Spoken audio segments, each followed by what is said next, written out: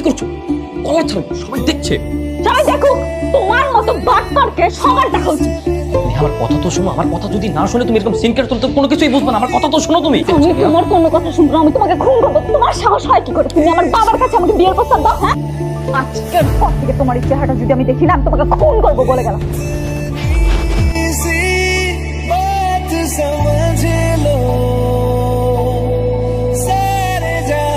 এটা আপনি কি করলেন? এটা আপনি কি করলেন? আমি সরি। আরে কিসের সরি? আজকে আমার ইন্টারভিউ ছিল, আমি অনেক কষ্ট করে আমার বন্ধুর কাছ থেকে একটা শার্ট ধার করছিলাম। আমার বন্ধুর শার্টটাও গেল, আমার ইন্টারভিউ গেল। ও, আজকে আপনার ইন্টারভিউ ছিল? তো দেখে বুঝেন না আমার কি ছিল? আমি এই গেটাবে ফাইল নিয়ে কোথায় যাচ্ছিলাম? ইন্টারভিউ দিতেই তো যাচ্ছিলাম। করছি, আপনাকে শার্ট কিনে নেন প্লিজ। কখন শার্ট কিনবো আর কখন ইন্টারভিউ দিতে যাবো? এখন কি মার্কেট খুলছে? আর মাত্র 20 মিনিট সময় বাকি আছে। এর মধ্যে আমি কখন শার্ট কিনতে যাবো আর কখন ইন্টারভিউ দিতে যাবো? কি করা যায়? একটা আইডিয়া আছে, গাড়িতে তোর মতো সেম একটা হোয়াইট শার্ট আমার আছে, ভাই আপনি ওটা পরে যান। হ্যাঁ হ্যাঁ, আপনি ওইটা পড়ুন, ওইটা পরে ইন্টারভিউ দেন, ভালো হবে। পাগল নাকি আপনারা? পাগল! একে তো কফি ঢেলে আমার শার্ট নষ্ট করছেন, এখন আবার বলতেছে মেয়ে মানুষের ড্রেস পরে ইন্টারভিউ দিতে যাবো। Hey, hey, you, shut up. You, stand up. মেয়েদের শার্ট পরে ইন্টারভিউ দিতে এসেছেন কেন? শার্ট দরকার, আমার ভালো কোনো শার্ট ছিল না, তাই আমি আমার বন্ধুর কাছ থেকে একটা শার্ট ধার করে আসছিলাম। কিন্তু আসার সময় একটা মেয়ে ভুলবশত আমার শার্টে কফি ঢেলে দেয়। তারপর স্যার আমি অনেক শপিং মলে খুঁজেছি, কিন্তু কোনো শপিং মল ওপেন ছিল না। এদিকে আমার চাকরির জন্য দেরি হয়ে যাচ্ছিল, তাই আমি যাতে লেট না হয় ওই মেয়ের শার্ট পরে চলে এসেছি। বুঝতে পেরেছি আপনার ল্যাকিংসটা কোথায়। আর গায়ে দিয়ে যে ইন্টারভিউতে আসতে পারে না, সে আবার চাকরি প্রত্যাশী। কিংবা গো নাও, যাবার সময় এই সার্টিফিকেট গুলো নিয়ে যান। আসসালামু আলাইকুম স্যার। শার্ট কেনার যোগ্যতা নেই, সে আবার চাকরি করছে। আই এম এক্সট্রিমলি সরি, আমার জন্য আপনার জবটা হলো না। না না, আপনি সরি বলছেন কেন? আপনার জন্য কোনো কিছু হয়নি, আমার কপাল খারাপ, তাই আমার জব হয়নি। আর আপনার ওই শার্টটা তো এখনো ফেরত দেওয়া হয়নি, আমি কালকে বাসায় গিয়ে ধুয়ে তারপর ফেরত দিয়ে দিব। না না, ওটা ফেরত দিতে হবে না। আমি আপনার সঙ্গে বেশিক্ষণ কথা বলতে পারছি না, কারণ আমার প্রচণ্ড ক্ষুধা পেয়েছে। আমি সকাল থেকে কোনো কিছু খাইনি। আমি এখন ওই পাশের চার দোকানে কলার পাউরুটি খেতে যাবো।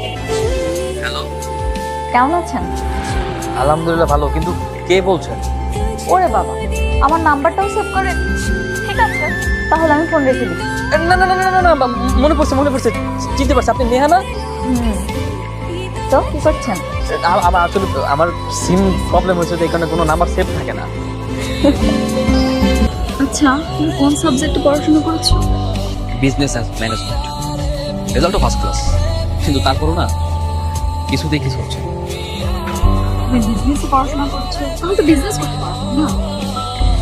এত সোজা না, বিজনেস করতে হলে প্রথমে যেটা প্রয়োজন সেটা হচ্ছে ক্যাপিটাল, আর আমার কাছে যেটা নেই বর্তমানে সেটা ম্যানেজ করা পসিবল না।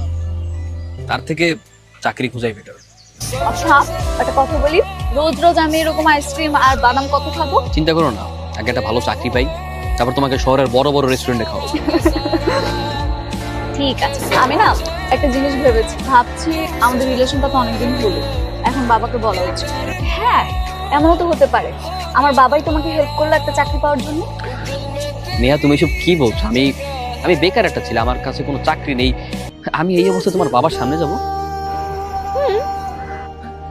নেহা, তুমি যতটা সহজ ভাবো ব্যাপারটা ততটা সহজ না।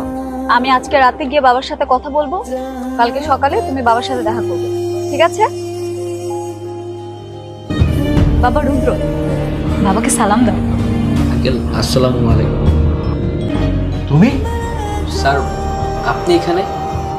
বাবা, তুমি রুদ্রকে আগে থেকে চেনো না? আরে ছেলে, তুমি সেই ছেলেটা না যে আমার অফিসে মেয়েদের ড্রেস পরে ইন্টারভিউ দিতে গেছিলে? জি স্যার। ও হ্যাঁ বাবা, ওটা তোমার অফিস ছিল। আগে জানলে তো এত কাহিনীই হতো না। হয়েছে কি বাবা, ওই দিন হ্যাঁ হয়েছে, আর বলতে হবে না। তুই ভেতরে যা, আমি ওর সাথে কথা বলছি। একটা পিয়নের ছেলে হয়ে আমার মেয়েকে বিয়ে করার স্বপ্ন দেখার তোমার মতো একটা রাস্তার ছেলে যার একটা শার্ট কেনার ক্ষমতা নেই, সে এসেছে আমার মেয়েকে বিয়ে করতে। আরে তোমার তো ড্রাইভার হওয়ার যোগ্যতাও নেই। স্যার, আমি জানতাম না যে নেহা আপনার মেয়ে। আমি যদি জানতাম নেহা আপনার মেয়ে, আমি কখনোই এমনটা করব না। স্যার, আমার চাইতেও নেহা আমাকে অনেক বেশি ভালোবাসে। আর আমি তো নেহার কাছে কোনো কিছু লুকাইনি। আমার অবস্থান আমাকে দেখে বুঝে শুনে নেহা আমাকে ভালোবেসেছে। আমি জানি তোমরা কেন একটা মেয়ের পেছনে ঘোরো। টাকা তো না? কত টাকা চাই তোমার? আরে টাকার জন্যই তো ফাঁদ পেতেছো, তাই না? বলো কত টাকা হলে তুমি আমার মেয়ের পিছু ছাড়বে? আরে বলছো না কেন? কি বলছে না বলো। 10 লাখ।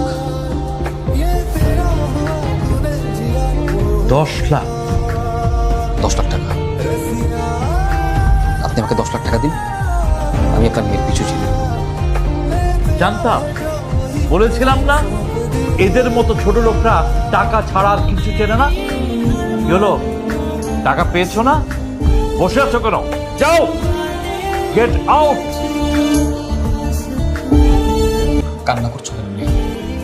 আরে আমি কোনো ছেলে হলাম নাকি যার জন্য তুমি কান্না করছো? সামান্য কয়টা টাকার জন্য আমাদের ভালোবাসা তুমি এভাবে বিক্রি করে দিতে পারবে?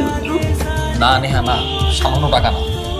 টাকা কখনো সামান্য হয় না, টাকার গুরুত্ব অনেক। এখানে 10 লাখ টাকা আছে, 10 লাখ টাকা সামান্য না।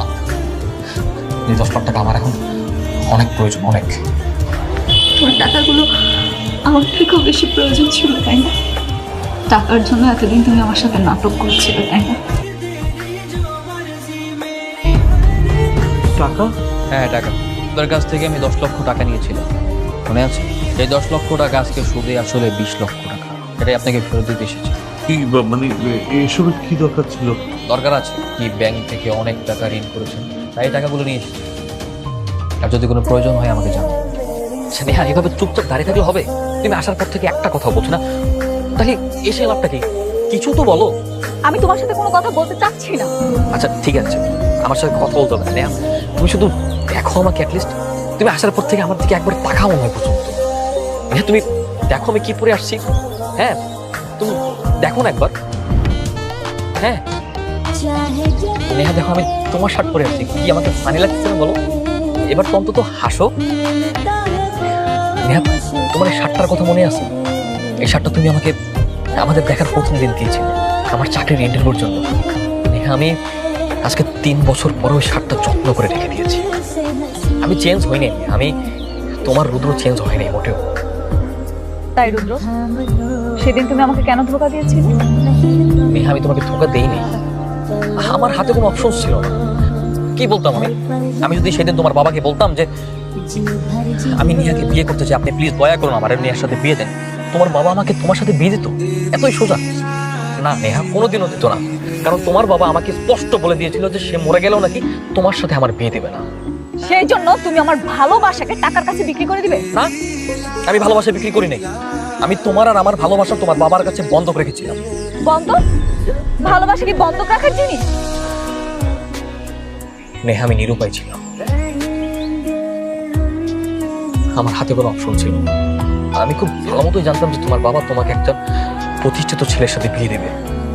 আমি ছিলাম নিম্নবিত্ত পরিবার একটা সন্তান, যার সামান্য একটা চাকরিও ছিল না ঢাকা শহরে। সে কি করবে? হ্যাঁ, আমার সেই মুহূর্তে প্রতিষ্ঠিত হওয়াটা খুব জরুরি ছিল। আর আমাকে যদি প্রতিষ্ঠিত হতে হতো, আমার অনেক টাকার প্রয়োজন ছিল, অনেক টাকার। কারণ আমার স্বপ্ন ছিল আমি বিজনেস করবো, যার জন্য অনেক ক্যাপিটালের দরকার ছিল, যেটা আমার কাছে ছিল না। তাই আমি বুদ্ধি করে তোমার বাবার কাছ থেকে টাকাগুলো লোন হিসেবে নিই, যা সেদিন সুদে আসলে তোমার বাবাকে ফেরত দিয়ে আসি। এই কথাটা তুমি একবার অন্তত আমাকে জানাতে পারতে। গত 2টা বছর আমার উপর দিয়ে কি গিয়েছে তুমি কি সেটা একবারও চিন্তা করেছো? আমি জানি না, আমি জানি, আমি বুঝতে পারি, কিন্তু আমি তোমার সঙ্গে যোগাযোগ করতে পারি, কারণ আমার ফুল ফোকাস আমার বিজনেসে ছিল।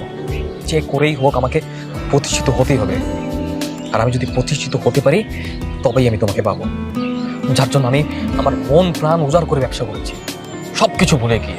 আমি জানতাম একদিন আমি প্রতিষ্ঠিত হব আর আমি আমার নেহাকে বিয়ে করতে পারবো। কোম্পানির যা কিছু আছে সব কিছু নেহার নামে। এই কথাটা বলার জন্য গতকালকে আমি তোমাকে ডেকেছিলাম যে আমার স্থাবর যত সম্পত্তি আছে, যা কিছু আছে, আমার যত বিজনেস আছে, সবকিছু তোমার নামে নেহা। নেহা, আমি একটি সুযোগ চাচ্ছি, প্লিজ এবার তোমাকে ক্ষমা করো। মামুনি, মামুনি, এবারের মতো ক্ষমা করে দিন। রুদ্র, তোমার মনে আছে যখন তুমি বেকার ছিলে তুমি কি বলতে আমাকে? বলতে তুমি এখন চিপস, আইসক্রিম, বাদাম এগুলো খাও, যখন আমার চাকরিটা হবে তখন তোমাকে বড় বড় রেস্টুরেন্টে নিয়ে খাওয়াবো। কিন্তু দেখো এখন কিন্তু তুমি অনেক বড় বিজনেস, তারপর আমাকে চিপসই খাও। আমি তো এখনো বেকার। মানে কেন তুমি জানো না? এই যে আমার যত বিজনেস, যত স্থাবর অস্থাবর যত সম্পত্তি আছে সবকিছু তো তোমার না। আমি তো তোমার আন্ডারেই কাজ করি ম্যাডাম। তুমি টাকা দাও নি তাই আমার পকেট ফাঁকা, তাই তোমাকে রেস্টুরেন্টও নিতে পারছি না। বলো তো দেখি আমাদের এই কোম্পানির নাম এনআরভি কেন? জানি না, তো তুমিই বলো। শুনবা, এনআরভি হলো নেহা রুদ্রের ভালোবাসা। সত্যি? I love you. I love you too. চলো আজকে তোমাকে নিয়ে লং ড্রাইভে যাবো।